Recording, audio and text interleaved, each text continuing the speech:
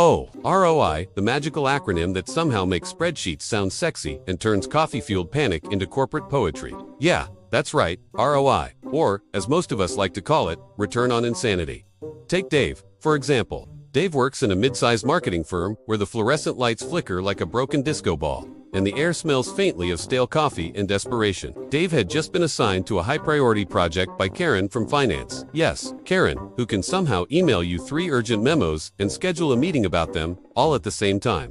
So Dave opens the project brief and notices the first line, maximize ROI. Fantastic. He has no idea what that means, but it sounds very serious, so he nods like he does. This is the beginning of Dave's journey into the wild world of corporate ROI, where every meeting is a battle, every chart is a battlefield, and every coffee break is a brief, desperate taste of freedom. On the first day, Dave decides to research ROI. He finds articles with charts, graphs, and formulas that look like alien hieroglyphs, each more confusing than the last.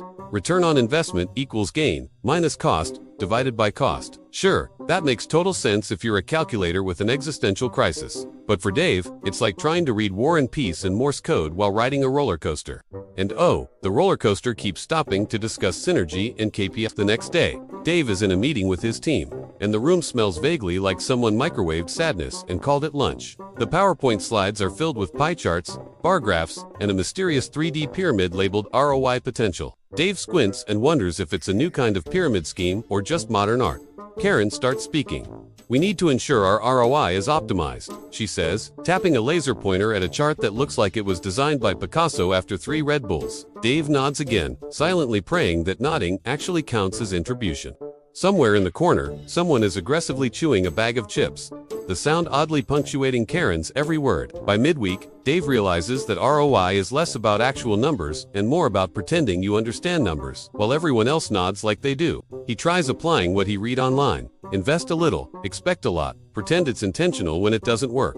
He emails Karen a chart he made with colored bars red-green, and a suspiciously pink one that he forgot to label, and she responds with, interesting approach. Translation: I have no idea what you did, but don't stop. On Thursday, Dave has an idea. He decides to analyze the office coffee situation as an ROI experiment.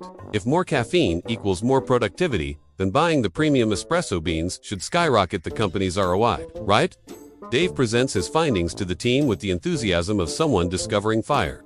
The room stares, silent, as if he just proposed replacing the entire accounting department with a magic 8-ball. But Karen smiles faintly and says metrics looks promising. Dave takes this as a small victory. By Friday, Dave is exhausted, jittery from too much coffee, and slightly convinced that ROI is just a corporate conspiracy to make employees feel guilty for not being wizards. He's staring at another spreadsheet, which now looks like a tapestry of despair and Excel errors. He notices the final number, a percentage, that supposedly represents return. He laughs quietly, because at this point, laughter is cheaper than therapy. And this, dear viewer, is where most corporate lives intersect with ROI. A lot of effort, a little clarity, and the persistent, terrifying hope that the numbers mean something. But don't worry, this isn't just a cautionary tale. It's also a lesson.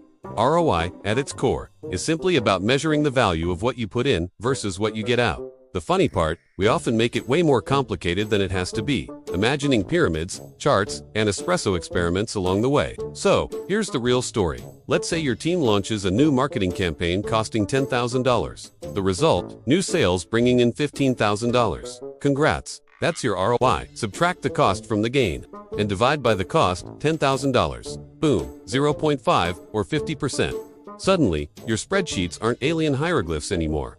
They're just a math sentence telling you that you made money. And if it were $20,000 in sales, that's 100% ROI.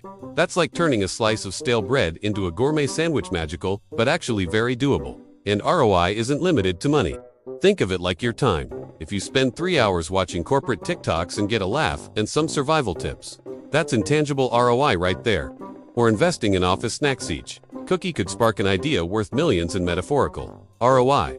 Charts and CapCut can show this. Imagine a bar graph where the tallest bar is labeled coffee-fueled genius ideas and the smallest, passive-aggressive emails. Suddenly, numbers and humor coexist in a harmonious, slightly absurd corporate symphony. Remember, understanding ROI is like understanding office politics. A little confusing, mostly hilarious, but incredibly useful if you don't want to get buried in unnecessary spreadsheets. Next time someone whispers maximize ROI across the boardroom, smile. Nod. Know that it's just a fancy way of saying, get more out than you put in, or at least pretend convincingly. And if you want to impress, throw in a colorful chart with a random emoji or two. Nothing says financial acumen like a well-placed coffee cup icon in a PowerPoint slide. Now, if you're still following along and laughing nervously at your own workplace's version of Dave's adventures, here's a pro tip. Always ask, what's the expected ROI, before committing to anything. It works for budgets, time, and yes, even office coffee. And if you enjoyed this little dive into corporate absurdity and want to see more tales of spreadsheet survival, accidental genius, and caffeinated chaos, smash that like button, share with your fellow corporate warriors, and subscribe to Ctrl Alt Succeed, because we turn office misery into content gold. At the end of the day, ROI isn't scary, it's just math with a side of sarcasm and survival instinct. Treat your projects like Dave treats espresso. Measure, invest wisely, and don't be afraid to throw in a ridiculous chart to make it all look impressive. Do that, and suddenly, even the dullest Monday feels like a strategic adventure. After all, maximizing ROI is less about the numbers and more about surviving the corporate jungle.